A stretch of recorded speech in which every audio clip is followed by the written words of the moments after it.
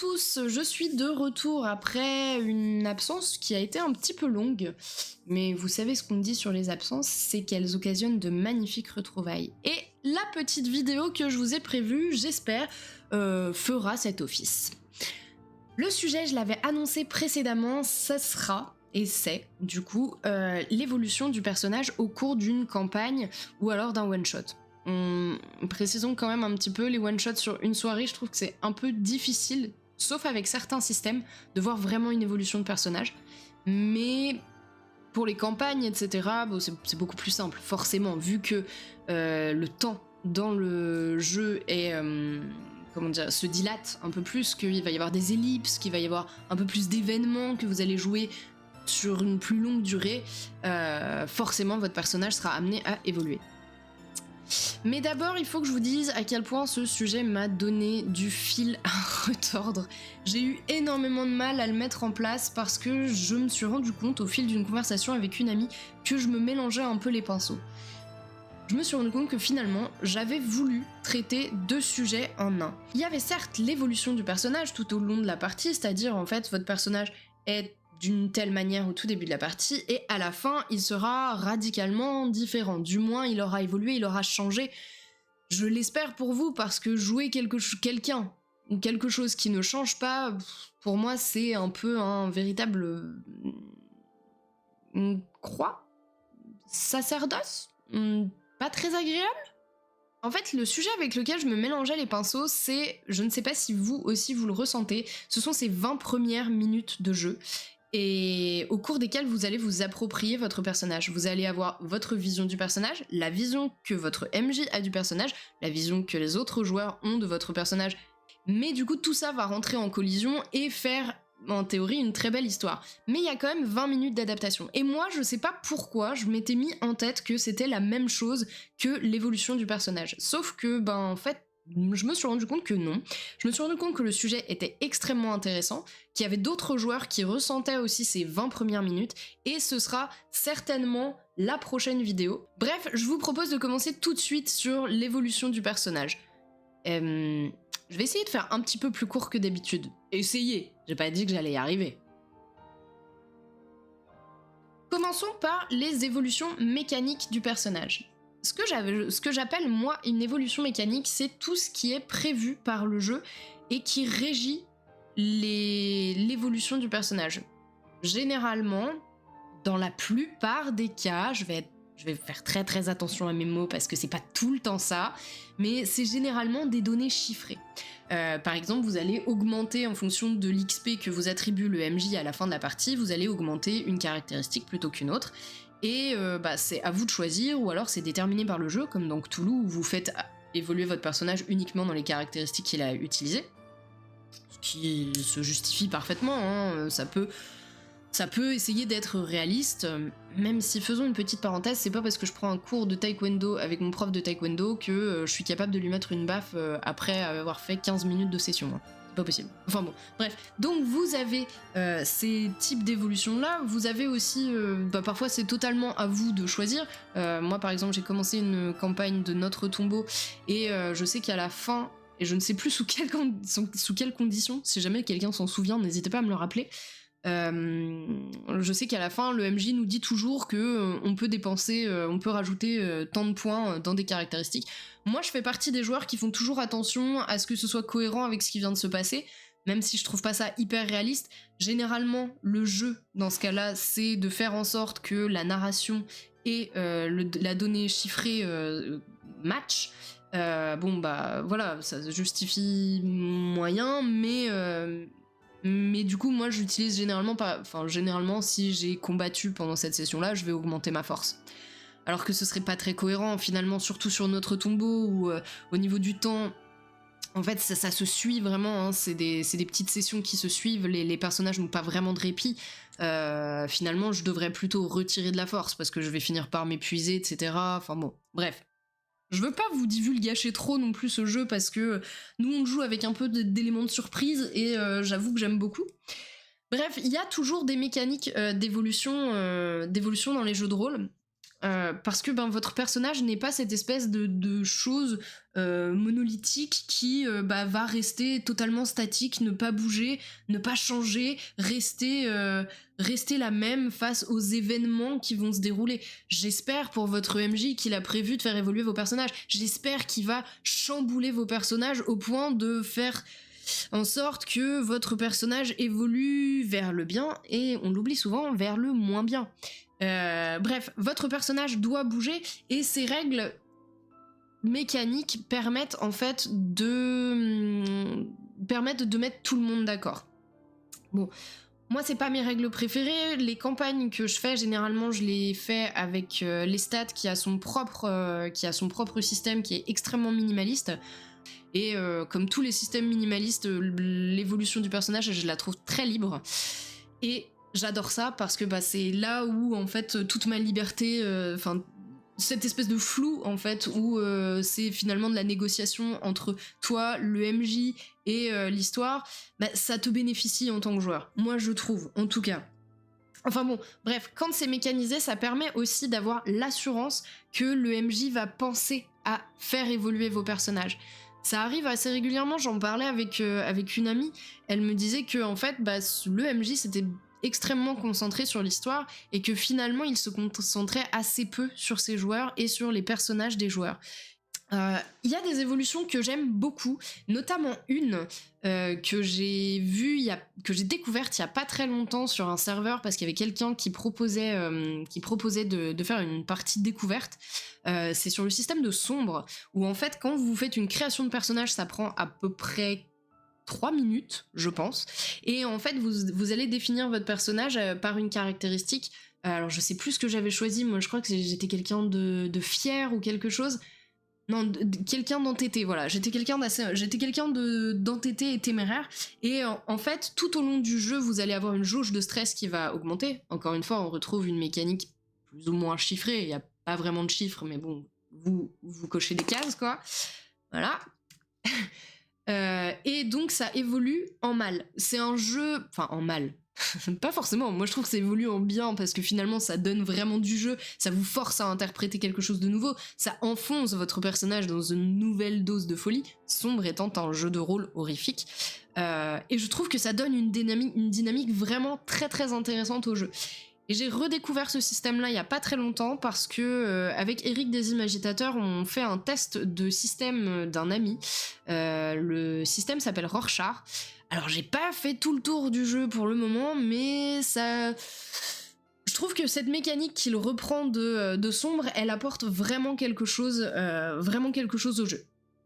Voilà, donc ça c'est pour les mécaniques. Je vais pas m'épancher plus sur ce sujet parce qu'en fait je les connais pas toutes. Tout ce que moi je retiens c'est que parfois ça me fait un peu peur parce que j'ai l'impression que c'est une espèce de raccourci et que c'est pas très réaliste en fait. Après, à toujours chercher le réalisme, on sait qu'on va peut-être un peu trop dans le détail. Bon, voilà, ça c'est ce qui m'a marqué du moins sur les évolutions mécaniques des personnages.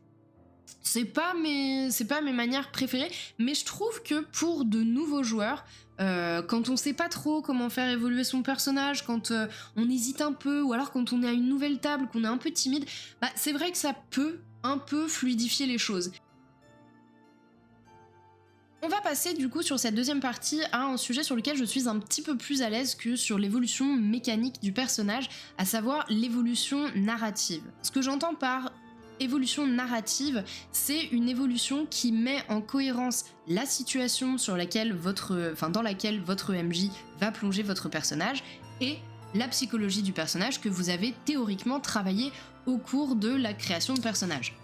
Ou du moins que vous avez découverte si vous avez un pré-tiré, vous avez fait l'effort d'imaginer quelques scènes dans lesquelles votre personnage a pu se trouver qui l'ont amené à avoir par exemple un sens de la justice très développé.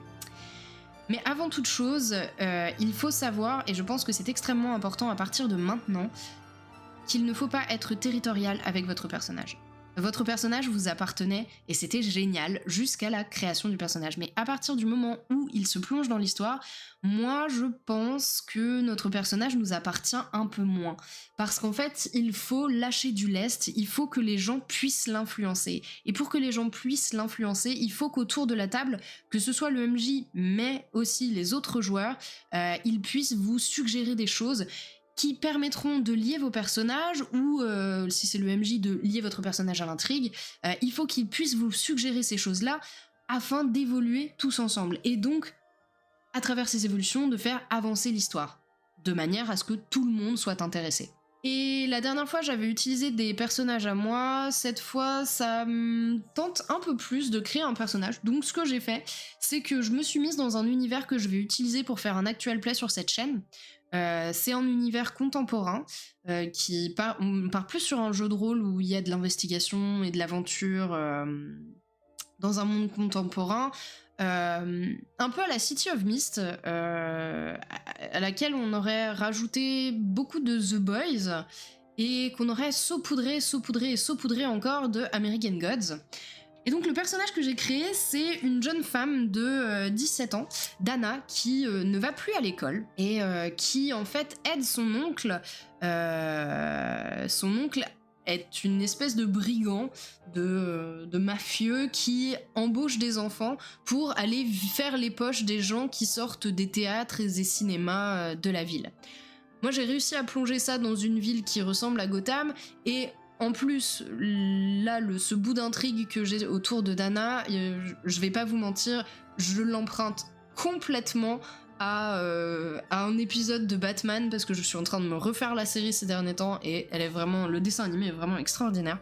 Bref, revenons à Dana. Dana a donc 17 ans, c'est une voleuse et dans ses caractéristiques positives, moi j'ai mis voleuse habile. Je voulais qu'il y ait quelque chose qui soit pas forcément très en cohérence parce que finalement elle passe énormément de temps à voler, mais je voulais qu'il y ait quelque chose qui dénote et pour ça je me suis dit il faut que ce soit quelqu'un qui a un très grand sens de la justice. Bon, vous me direz Robin des Bois. Et par-dessus tout ça, je saupoudre d'intelligence extrême parce que les personnages qui sont extrêmement intelligents, c'est assez sympa à jouer. Dans les points négatifs, je vais dire que c'est une petite fouine. Moi, j'adore les personnages qui sont très très curieux et qui, en plus, je trouve que c'est un des meilleurs moyens de créer du jeu avec le MJ. Parce que vos personnages qui sont très curieux, qui vont aller fouiller et retourner toutes les pierres, même celles qu'il faut pas retourner, ça donne un petit peu de sueur froide à votre MJ, mais aussi aux autres joueurs, et du coup ça donne beaucoup de jeux. Bref, elle est donc extrêmement curieuse, beaucoup trop curieuse même, et ce que j'avais envie de faire, c'est aussi un personnage qui est très émotif. J'ai envie que ce soit quelqu'un qui perde facilement le contrôle, en fait. Que ce soit quelqu'un qui puisse s'enflammer parce que elle est pas d'accord et qui du coup va aller beaucoup trop loin dans ses explications, etc. Partant de cet exemple de Dana, on va utiliser ma règle de 3. Pour une évolution correcte, il faut 3 choses. Un concept de personnage de base, donc Dana, je répète, a 17 ans, travaille avec son oncle qui est plus ou moins mafieux, qui lui fait faire les poches des gens au sortir de cinéma. Attention, pas n'importe lesquels, faut principalement que ce soit des gens qui soient plutôt riches, histoire que le vol ait une vraie valeur. Dana, pour la situer un peu plus aussi, on peut lui donner un passé un peu tragique. Par exemple, son père serait actuellement en prison pour un meurtre qu'il dit ne pas avoir commis. Bref, ça va donc être votre noyau principal. Ça va être le contexte de votre personnage, ça va être son concept en fait. On a le concept principal de Dana, on sait qui elle est, et on a une vague idée de comment elle peut réagir dans telle ou telle situation. Pour la faire évoluer, il va vous falloir des objectifs, d'accord ? Et je vais avoir 3 types d'objectifs. Le premier type, ça sera un objectif à très court terme. Et ça sera plutôt des désirs ou des attentes vis-à-vis de l'histoire que vous êtes en train de vivre avec votre MJ. Et ça, je pense que c'est quelque chose qui va se passer plutôt en cours d'histoire. Du coup, par exemple, le MJ va vous dire, il y a une énorme porte rouge. Est-ce que tu vas avoir ce désir de regarder ce qui se passe à travers par exemple, le petit trou de la serrure, ou alors est-ce que tu vas passer ton chemin, sachant que juste avant, tu as pu voir rentrer des gens un peu louches par cette porte. Ça, pour moi, c'est un but, plutôt, disons, un désir en attente, et donc un but à court terme, qui va définir votre personnage. Parce que imaginons que Dana, elle ouvre cette porte, ou plutôt qu'elle regarde au travers, qu'elle se fasse griller, et qu'ensuite, une deuxième fois, cette situation se présente, qu'à nouveau ça se passe mal, ou que ça se passe très bien. Ou alors, la situation se présente à nouveau, ayant en mémoire ce qui s'est passé précédemment, Dana va-t-elle vraiment aller écouter à la porte ? Pas sûr. Voyez, toutes les expériences de vos personnages vont le faire réagir d'une manière différente. Et je pense que ces petits désirs, ces petites attentes de votre personnage vont lui donner un petit peu de volume et vont le faire évoluer à plus ou moins long terme. Ensuite, on va avoir des objectifs qui seront, eux, plutôt sur du moyen terme. Et là, je vais vraiment parler d'objectifs objectifs. Reprenons Dana. Ça peut donner du jeu, imaginons que l'objectif de Dana, en fait, à moyen terme, sur cette campagne, ça peut être de vouloir prouver l'innocence de son père. Et en fait, cet objectif à court terme, ça veut pas dire que vous allez y répondre. En fait, peut-être que votre MJ va totalement se jouer de vous, et que finalement Dana ne va pas prouver l'innocence de son père, qu'elle va plutôt en découvrir sa culpabilité. Mais ça va vous donner une ligne directrice. Ça va vous dire où Anna va vouloir aller.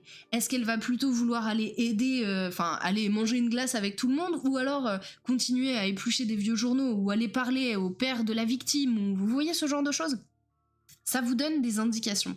Et surtout, ça pourra donner au MJ des petites pistes pour pouvoir vous amener à avoir quelque chose de viscéral dans l'histoire.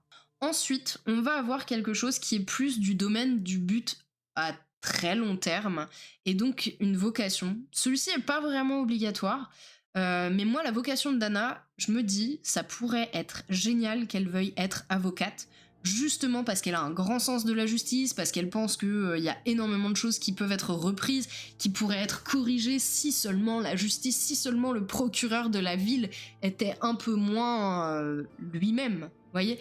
En fait, oui, qu'elle veuille devenir avocate. Et donc son but, ça pourrait être de trouver de l'argent aussi. Il faudrait qu'elle mette la main sur un paquet de pognon pour réussir à payer l'entrée de l'école de droit. Ou bien peut-être que ça pourrait l'amener à fréquenter l'école sans avoir vraiment le droit d'y être, d'usurper une identité, de négocier. Vous voyez l'idée en fait. Ça peut donner du jeu à votre personnage. En tout cas, moi je trouve que c'est un des meilleurs moyens, c'est du coup d'avoir ces petits objectifs que vous remplirez ou non. D'ailleurs, c'est un petit peu accessoire, ce sera au fil de votre partie, vous en aurez plus ou moins besoin. Là, on était vraiment sur quelque chose qui dépendait entièrement de votre volonté et de celle du MJ. Vos objectifs, votre ligne directrice, comment vous allez conduire ce personnage. Maintenant, on va passer à quelque chose qui est un petit peu moins volontaire. Des changements qui vont arriver parce que l'histoire s'emballe, votre personnage fait un choix et finalement, ça le dépasse un petit peu et tout change. Je le disais au début, il faut aussi prendre en compte des changements qui vont plus du tout dépendre de votre volonté, comme c'était le cas pour les objectifs, les buts, les désirs, les aspirations, etc. Tout ça peut aussi vous échapper. L'évolution de votre personnage peut aussi être sur l'effet d'un coup de tête, de quelque chose que vous n'avez pas prévu. C'est d'ailleurs ces moments-là, ces espèces de fulgurances qui sont extraordinaires. Ou c'est une des raisons pour lesquelles je fais du jeu de rôle, c'est pour la surprise. Et quand le MJ arrive à me mettre dans une situation qui me dépasse et où je me dis mon Dieu, bon sang, mais c'est bien sûr, je ne sais plus quoi faire. Et juste après, je fais un choix et je me dis catastrophe, il va falloir que j'assume ce choix alors que ça n'a rien à voir avec mon personnage. Comment je fais ? C'est ce petit stress-là, c'est ce petit moment d'interprétation, c'est cette vibration à l'intérieur de moi qui fait que le jeu est extraordinaire. Et en fait, ça, je peux vraiment l'avoir que en cédant un peu de terrain sur mon personnage. C'est ce que je vous disais, il faut savoir ne pas être territorial. Bref, retenons surtout qu'il faut que vous créez vous-même, que vous prépariez le terrain de l'évolution de votre personnage. C'est extrêmement important que ce soit quasiment tout prêt. Ça ne se passera jamais comme prévu. C'est d'ailleurs pour ça qu'on aime le jeu de rôle, parce que il y a énormément d'évolutions qui vont être totalement indépendantes de votre volonté, et parfois même indépendantes de la volonté du MJ, parce qu'en fait, il va y avoir cette espèce d'alignement planétaire où la situation et la psychologie du personnage vont vous dépasser tous les deux créateurs, et ça va faire quelque chose de surprenant qui fait que moi, ça me retient dans le JDR. C'est ce que je cherche dans le jeu de rôle, c'est cet alignement de toutes les planètes, cette espèce de moment incongru, de choses qui ne devraient pas se produire, qui se produit et qui donne à l'histoire tout son sens, toute sa vibration, toute son énergie en fait. Moi, c'est ça que je vais aller chercher. Mais ça, je ne peux l'atteindre que en ayant une idée précise de ce que je veux en tant que joueuse et de ce que veut mon personnage. C'est la fin de cette vidéo sur l'évolution des personnages. Vous l'aurez compris, l'aspiration des personnages est quand même ce qui régit le plus l'évolution de vos personnages.